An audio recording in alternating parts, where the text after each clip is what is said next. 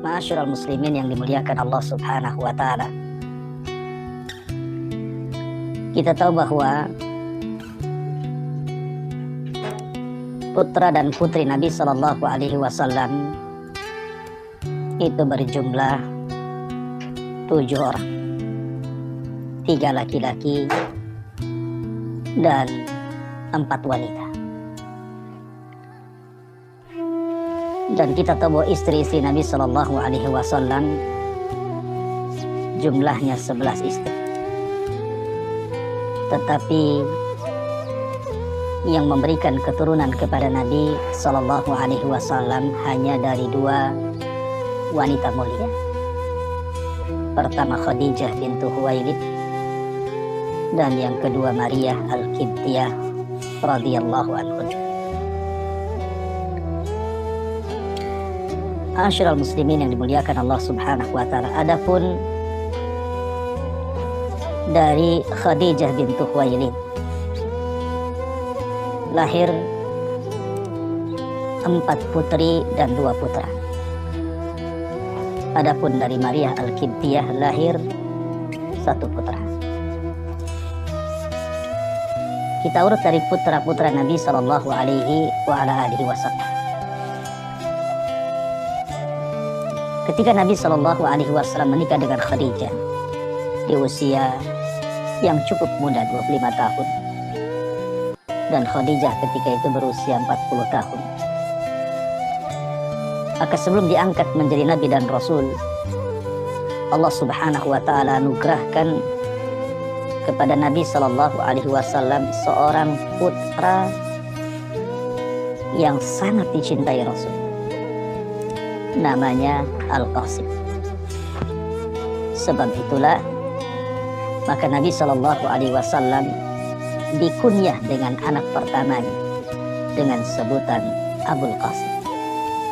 Makanya dalam hadis Nabi Shallallahu alaihi wasallam Rasul mengatakan, man shama fi yaumin yushakku fihi faqad asa Abul Qasim. Barang siapa yang berpuasa pada hari yang diragukan, maka dia telah bermaksiat kepada bapaknya Qasim. Maksudnya Nabi Sallallahu alaihi wasallam. Tetapi dengan izin Allah Subhanahu wa taala dan takdir yang sudah ditetapkan, rupanya Qasim meninggal di usia 2 tahun. Dan itu kesedihan yang luar biasa bagi Nabi Sallallahu alaihi wasallam dengan meninggalnya putra pertama Qasim ibn Muhammad sallallahu alaihi wasallam. Kemudian setelah Qasim meninggal, maka Nabi sallallahu alaihi wasallam dianugerahi berturut-turut 4 anak perempuan. Dimulai dengan lahir Zainab, kemudian diikuti dengan Ruqayyah, kemudian diikuti dengan Ummu Kulsum, kemudian diikuti oleh Fatimah. Kemudian setelah Nabi SAW diangkat menjadi seorang Nabi dan Rasul, maka Nabi SAW kembali dianugerahi anak laki-laki, yang kemudian Nabi Shallallahu alaihi wasallam memberikan lakab dengan sebutan At-Tayyib atau At-Tahir, karena lahir setelah diutusnya menjadi Nabi dan Rasul. Abdullah disebut anak yang baik dan anak yang suci. Akan tetapi takdir kembali menentukan bahwa Abdullah putra Nabi Shallallahu alaihi wasallam harus meninggal dunia di usia yang belum sempurna disusui oleh ibundanya 2 tahun. Dan ini yang menjadikan Khadijah menangis. Ketika Abdullah meninggal dunia, Nabi SAW masuk ke rumah Khadijah. Dan Khadijah ketika itu sedang menangisi putranya Abdullah yang sudah meninggal. Maka Nabi Shallallahu Alaihi Wasallam kemudian menenangkan Khadijah dan mengatakan, "Ya Khadijah, tenang saja. Sesungguhnya Abdullah kelak akan ada yang menyusui di surga Allah Subhanahu wa Ta'ala." Kemudian Nabi Shallallahu Alaihi Wasallam menenangkan Khadijah ketika Khadijah meminta agar dia mendengarkan suara putranya Abdullah kelak di surga. Maka Rasul sallallahu Khadijah radhiyallahu anha mengatakan, "Bal sadaqallahu wa rasul." Bahkan telah benar firman Allah dan juga sabda Rasul. Ada yang mengatakan ketika meninggal Abdullah, karena meninggalnya Abdullah itu beberapa tahun sebelum hijrah, ada seorang asqal kaum, orang yang paling buruk di antara kaum, namanya Al-As ibn Wa'il As-Sahmi. Tiba-tiba kemudian mengejek Rasul dan mengatakan, "Butira Muhammad, butira Muhammad. Muhammad sudah habis. Muhammad tidak mungkin dikenang kembali." Karena adat istiadat jahiliyah bahwa manusia akan dikenang itu kalau memiliki keturunan anak laki-laki. Ketika anak laki-lakinya meninggal, maka habislah orang itu. Maka Rasul sedih.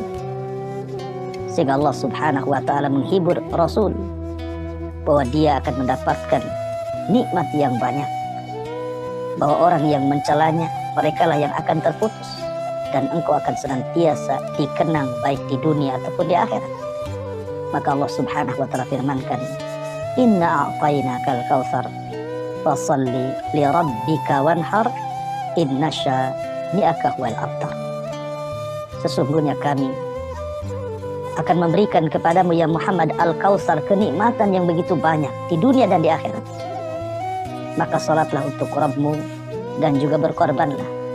Sesungguhnya orang-orang yang mencelamu, yang mengatakan engkau terputus, merekalah yang akan terputus dan tidak pernah akan dikenang selamanya, baik di dunia ataupun di akhirat. Ma'asyiral muslimin yang dimuliakan Allah Subhanahu wa Ta'ala. Maka setelah Nabi Shallallahu Alaihi Wasallam hijrah, kemudian Nabi Shallallahu Alaihi Wasallam mendapatkan hadiah seorang budak dari Mesir, namanya Maria Al-Qibtiyah, budak dari seorang raja Mesir Muqawqis. Kemudian Nabi SAW menggauli Maria Al-Qibtiyah, dan Allah Subhanahu wa Ta'ala menganugerahi putra terakhir Nabi Sallallahu Alaihi Wasallam, dan ini di akhir-akhir kehidupan Rasul, namanya Ibrahim, karena teringat dengan kakeknya Ibrahim yang pernah mendapatkan hadiah seorang budak Hajar dari seorang raja Mesir. Maka dia pun ketika melihat Maria kemudian memiliki putra dari keturunannya, maka Rasul Sallallahu Alaihi Wasallam pun kemudian memberi nama putra terakhir beliau adalah Ibrahim. Akan tetapi ma'asyiral muslimin yang dimuliakan Allah Subhanahu wa Ta'ala, kembali takdir Allah Subhanahu wa Ta'ala, ketetapan Allah Subhanahu wa Ta'ala tidak bisa dihindarkan. Ibrahim harus meninggal dulu, pupus usia, menyisakan kesedihan bagi Nabi Sallallahu Alaihi Wasallam. Sampai kemudian ketika Nabi Sallallahu Alaihi Wasallam masuk ke kamar kemudian melihat Ibrahim sudah meregang nyawa, maka Nabi Sallallahu Alaihi Wasallam pun kemudian menggendong Ibrahim, kemudian menciumnya. Rasul pun sedih, bahkan Rasul menangis, sampai akhirnya kemudian Abdurrahman ibn Auf radhiyallahu an bertanya soal tangisan Nabi Sallallahu Alaihi Wasallam. Maka Nabi Sallallahu Alaihi Wasallam mengatakan, "Innal aina la tadma, wa innal qalba la tahzan, wa ma naqulu illa ma yarda Rabbuna, wa inna bi firakika ya Ibrahim la mahzunun."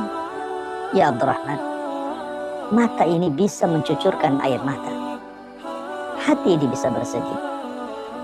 Tapi kami tidak mungkin mengucapkan kecuali yang Allah redai. Dan perpisahan kami dengan Ibrahim ya Abdurrahman sungguh sangat menyesakkan dada. Dari sini terjadi sebuah keanehan di alam semesta. Saat kematian Ibrahim, putra Nabi SAW, terjadi gerhana matahari total yang membuat takut orang-orang jahiliyah kala itu. Dan mereka menyangka bahwa gerhana itu karena kematian Ibrahim. Akan tetapi Nabi SAW menjelaskan bahwa kematian Ibrahim bukan disebabkan gerhana. Nabi SAW langsung berkhutbah dan menjelaskan bahwa matahari dan bulan itu hanya sebagai tanda-tanda kuasa Allah. Ketika terjadi gerhana hanya untuk menakut-nakuti hambanya. Maka Nabi SAW memerintahkan sahabat untuk sholat, memperbanyak istighfar, bersedekah, dan senantiasa berzikir kepada Allah Jalla fi'ula. Ma'asyiral muslimin yang dimuliakan Allah Subhanahu wa ta'ala. Adapun putri-putri Nabi SAW dan juga sebab-sebab wafatnya putri-putri Nabi, kemudian usia saat wafatnya, ini pun menyisakan kesedihan kepada Nabi SAW karena 3 putrinya meninggal sebelum Nabi SAW meninggal. Ma'asyiral muslimin yang dimuliakan Allah Subhanahu wa ta'ala. Dari sini ujian baru bagi Nabi SAW. Sudah semua putranya meninggal dunia. Giliran putri-putri beliau, 3 di antaranya meninggal sebelum Nabi SAW wafat, kecuali Fatimah. Bagaimana kisahnya? Ma'asyiral muslimin yang dimuliakan Allah Azza wa Jalla. Yang pertama, putri Nabi SAW yang paling besar adalah Zainab. Zainab bintu Rasulullah SAW, putri daripada Khadijah bintu Khuwailid radhiyallahu anha. Dilahirkan sebelum Nabi SAW diangkat menjadi Nabi. Zainab pun kemudian menikah dengan seorang laki-laki, namanya Abul As ibn Rabi, dan keluarganya menjadikan percontohan kecintaan dalam keluarga muslim sepanjang masa. Antara kecintaan Zainab kepada Abul As ibn Rabi yang tidak lekang dimakan zaman sampai keduanya pupus usia dan tentu akan berjumpa di surga. Ma'asyiral muslimin yang dimuliakan Allah Azza wa Jalla. Zainab adalah anak putri terbesar Nabi SAW. Ketika terjadi perang Badar, Zainab masih tetap di Mekah bersama suami. Subhanallah, dan suaminya masih kafir dan ikut dalam tentara Abu Jahal. Akhirnya tertawan. Ketika tertawan, maka Abu Bakar Siddiq radhiyallahu anhu ketika itu bersikap terhadap tawanan-tawanan Badar. Di antara seluruh sikap sahabat, Rasul mengambil sikap Abu Bakar agar tawan itu ditebus. Zainab tidak punya harta untuk menebus, kecuali hanya gelang yang pernah dihadiahkan Khadijah saat menikahnya dengan Abil As ibn Rabi. Ketika gelang ataupun kalung hadiah daripada Khadijah sampai di kota Madinah untuk membebaskan suami, maka Rasul melihat gelang dan kalung yang pernah dihadiahi Khadijah kepada putrinya Zainab saat menikah dengan Abul As ibn Rabi. Rasul pun menangis. Teringat dengan istri tercintanya Khadijah, teringat dengan putra tercintanya Zainab, sehingga dia meminta kepada para sahabat untuk dikembalikan kalung ini dan dibebaskan suami. Akhirnya pun sahabat setuju. Maka perhiasan itu dikembalikan kepada Khadijah, kepada Zainab, dan suaminya dibebaskan dengan syarat Zainab disuruh untuk kembali ke Madinah, karena sudah turun ayat tidak boleh seorang wanita muslimah menikah dengan laki-laki musyrik. Tetapi sayang, saat Zainab diberangkatkan dari Mekah ke kota Madinah, Zainab saat itu sedang hamil, mengandung. Tetapi kemudian karena ketakutan dihadang tentara orang-orang Quraisy, maka Zainab pun keguguran. Sebab keguguran dan kelelahan perjalanan Mekah ke Madinah inilah Zainab selalu sakit-sakitan. Dan dari Zainab ini juga lahir putri beliau, cucu Nabi SAW yang dikenal dengan Umamah, yang Nabi sangat sayang apabila salat selalu menggendong Umamah radhiyallahu anha. Ma'asyiral muslimin yang dimuliakan Allah Subhanahu wa taala. Maka setelah beberapa tahun kemudian Zainab pun berada di kota Madinah. Zainab pun kemudian sakit parah. Kemudian di usia yang belum sampai 30 tahun, Zainab pupus usia setahun setelahnya disusul oleh suaminya Abul As ibn Rabi. Adapun putri beliau yang kedua adalah Ruqayyah. Ruqayyah lahir saat Nabi SAW belum diangkat menjadi Nabi dan Rasul, dan sempat besar dan menikah dengan putra Abu Lahab. Dia pun menikah dengan salah satu putra Abu Lahab namanya Utbah bin Abi Lahab.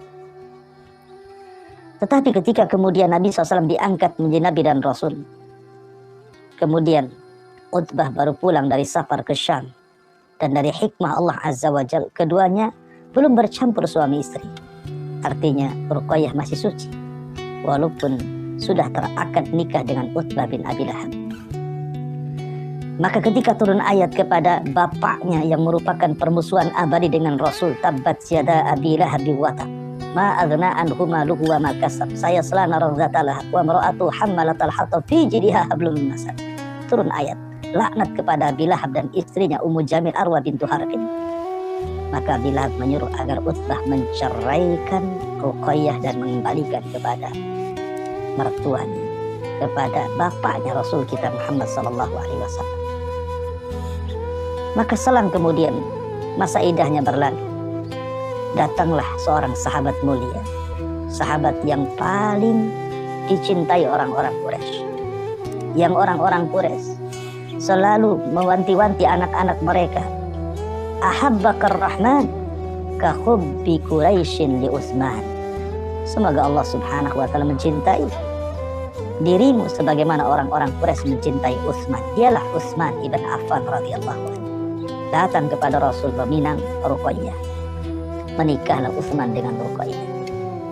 Dan orang-orang Arab memuji pernikahan keduanya, ahsan zaujaini fil nas. Dikatakan bahwa Ruqayyah dengan Utsman adalah sebaik-baik suami istri di tengah-tengah manusia. Ruqayyah wa zawjuha Utsman. Ma'asyiral muslimin, dan dua orang ini, dua orang mulia Utsman dan Ruqayyah adalah keluarga yang pertama kali hijrah dalam Islam ke Habasyah. Kemudian juga ikut hijrah ke kota Madinah setelah pulang ke Mekah, balik ke Madinah. Tapi sayang, setelah perang Badar, maka Ruqayyah pun harus pupus usia di usia yang masih muda. Ada yang mengatakan usianya baru 28 tahun, belum sampai 30 tahun dia meninggal dunia. Maka Utsman pun sedih karena orang yang dicintainya meninggal dan dia sudah tidak jadi besan Nabi SAW. Kemudian putri Nabi SAW yang ketiga Ummu Kulsum. Ummu Kulsum juga beliau dilahirkan sebelum diangkat menjadi Nabi dan Rasul, dan dia pun salah satu yang dipinang oleh putra Abi Lahab namanya Utaibah ibn Abi Lahab. Menikah dengan Ummu Kulsum, tapi nasibnya sama dengan Ruqayyah.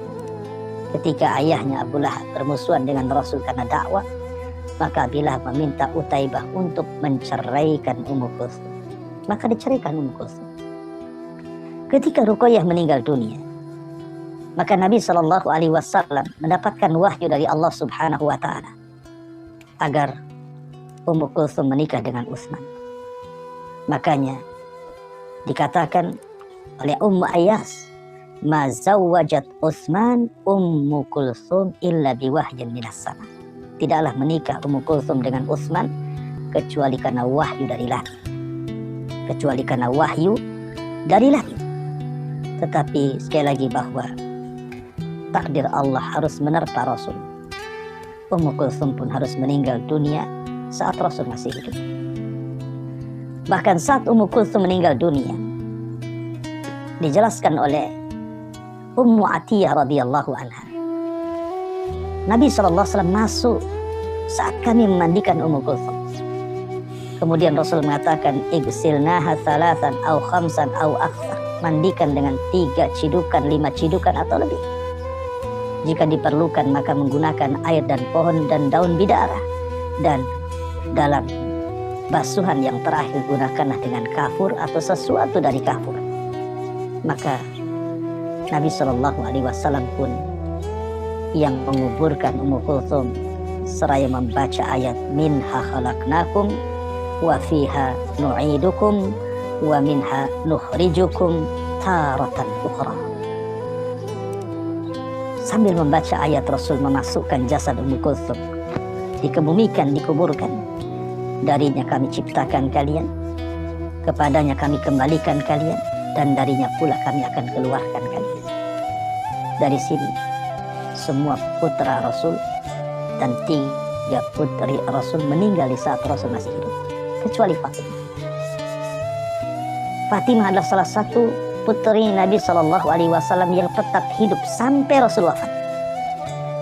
Bahkan saat wafatnya Nabi, Fatimah dibisikkan oleh Rasul. Tiba-tiba kemudian Fatimah menangis. Kemudian dibisikkan kedua kalinya, tiba-tiba Fatimah tersenyum. Sampai Aisyah radhiyallahu anha yang usianya lebih muda dibandingkan Fatimah bertanya setelah wafatnya Rasul, apa arti tangisan dan senyuman Fatimah saat bisikan Nabi SAW? Maka Fatimah mengatakan, adapun aku menangis.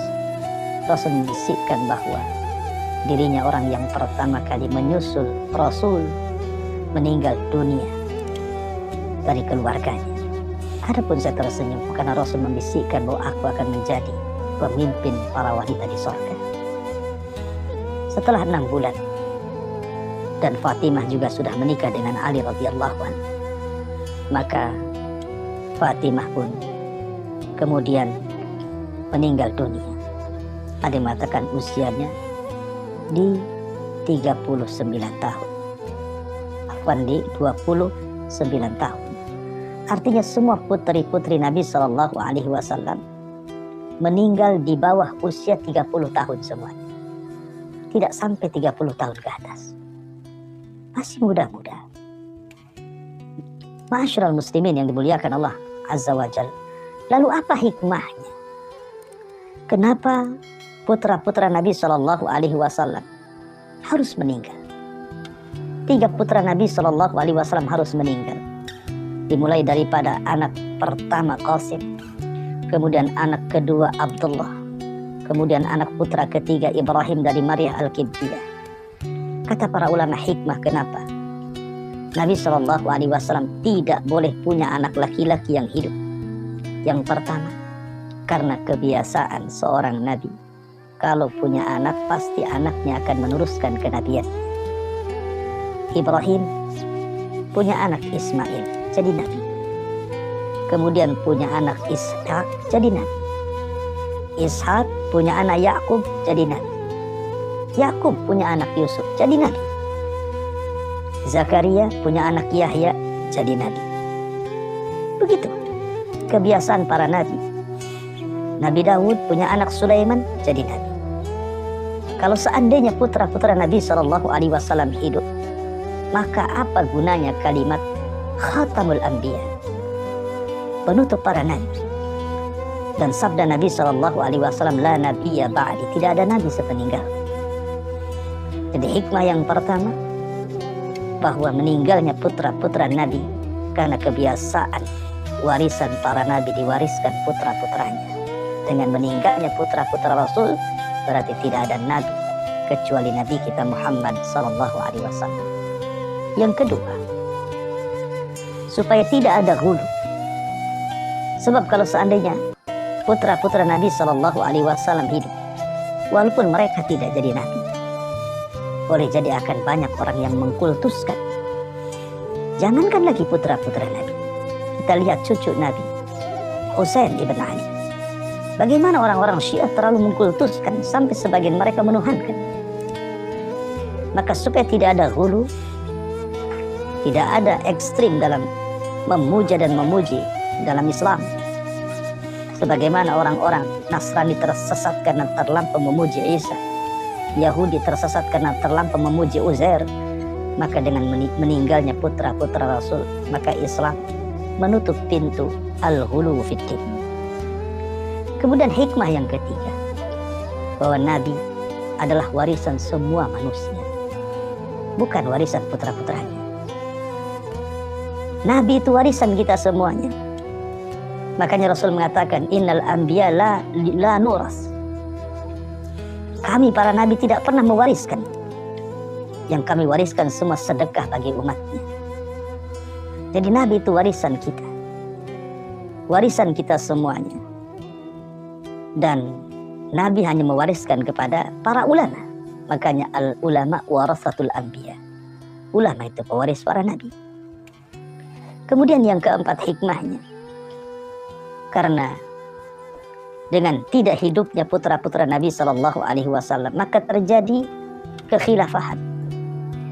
Kekhilafahan di luar daripada jalur kenabian. Abu Bakar dari Bani Taim, Umar dari Bani Adi, Utsman dari Bani Umayyah, Ali dari Bani Hashim. Sehingga terjadilah syura, dan itu menjadi hikmah luar biasa bahwa Islam digenggam oleh orang-orang sekitar Nabi SAW, dan tidaklah Rasul meninggal kecuali sudah tersiapkan dalam Islam semua ada. Dari seluruh aspek sahabat-sahabat Rasul SAW, apa yang dihajatkan manusia ada. Dan itulah ilmu parenting yang luar biasa dari Nabi SAW, mampu mengkader setelah wafatnya. Yang dihajatkan dalam Islam ada semuanya. Dan yang terakhir itu hikmahnya, bahwa dengan meninggalnya putra-putra Rasul, di sini ada ujian berat bagi Nabi. Karena Rasul yang mengatakan, inna asyaddal bala indallahil anbiya, yang paling besar ujiannya hanya para nabi. Kemudian summal amsalu fal amsal, kemudian orang setelahnya. Artinya bahwa Anda yang tidak memiliki keturunan, Nabi punya keturunan tapi meninggal, sama juga tidak punya keturunan. Atau Anda yang kemudian ditinggal meninggal oleh putra putri, baik ketika bayi atau ketika besar, maka itu pernah dialami oleh orang terbaik manusia, Rasul kita Muhammad SAW, dan jadi sebuah teladan bagaimana cara menghadapi musibah apabila berkenaan dengan meninggalnya putra dan putri kita. Karena bagaimanapun musibah terbesar dalam keluarga adalah ketika meninggal buah hati kita. Orang tua meninggal, musibah. Pasangan meninggal, musibah. Tapi anak meninggal, besar. Jauh lebih besar musibahnya dibandingkan meninggal orang tua ataupun pasangan. Makanya diperlukan sabar. Ada hikmah kesabaran yang dicontoh oleh umat Islam. Ini di antara kenapa hikmah putra Nabi SAW meninggal dunia dan tidak ada satupun yang hidup. Karena memang tidak ada jalur kenabian itu dari perempuan. Karena kita tahu turunan Rasul hanya ada dari Fatimah. Dari Fatimah lahir Hasan bin Husain, dan keduanya akan menjadi pemimpin para pemuda di surga. Wallahu a'lam bishawab. Mudah-mudahan ada hikmah di balik kajian wafatnya putra Rasul dan putri Nabi sallallahu alaihi wasallam.